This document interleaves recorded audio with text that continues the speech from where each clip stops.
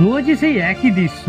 আমি কিভাবে সংসার চালাবো সেটা নিয়ে ভাবছি, আর তুমি সারাক্ষণ শুধু ফোন নিয়েই পড়ে রয়েছো। দেখো, আমারও তো কাজ থাকে, এই ফোনটাই আমার সব। তাহলে তুমি এইসব নিয়েই থাকো, আমার এই সংসারে থাকার কোনো দাম নেই। আমি চললাম।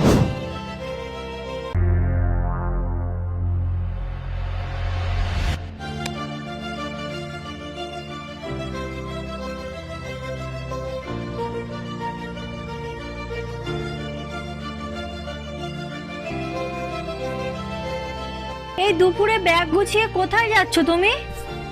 যেখানে গেলে অন্তত তোমার ফোনের অবহেলা সহ্য করতে হবে না। তুমি তোমার ওই ফোন আর ফেসবুক নিয়েই সুখে থাকো।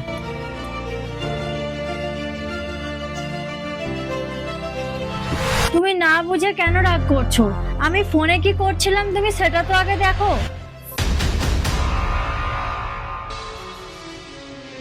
তুমি সব সময় ভাবো আমি ফোন আর ফেসবুক নিয়েই পড়ে থাকি, কিন্তু তা নয় গো। তোমার ওপর সংসারের অনেক চাপ। আমি সেটারই একটা চেষ্টা করছিলাম, যাতে বাড়তি কোনো কাজ করে তোমার চাপ একটু কমাতে পারি। সত্যি কোয়েল, আমি বুঝতে পারিনি। আমি না জেনে শুনে তোমাকে অনেক বকাঝকা করেছি। অভিমান করলেই কি ঘর ছেড়ে চলে যেতে হয়?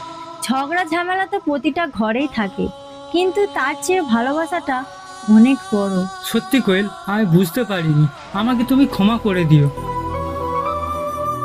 বন্ধুরা, আপনাদেরকে বলছি, রাগের মাথায় নেওয়া কোনো সিদ্ধান্ত কোনো সুখের হয় না। ঝগড়া হলে একে অপরের কথা মন দিয়ে শোনার চেষ্টা করুন। সম্পর্কের আসল খুঁটি হচ্ছে বিশ্বাস আর ধৈর্য। ঝগড়া করে দূরে নয়, বরং বুঝিয়ে বলে আরো কাছে আসুন। ভিডিওটি ভালো লাগলে লাইক ও শেয়ার করে দেবেন। ভালো থাকবেন সবাই। ধন্যবাদ।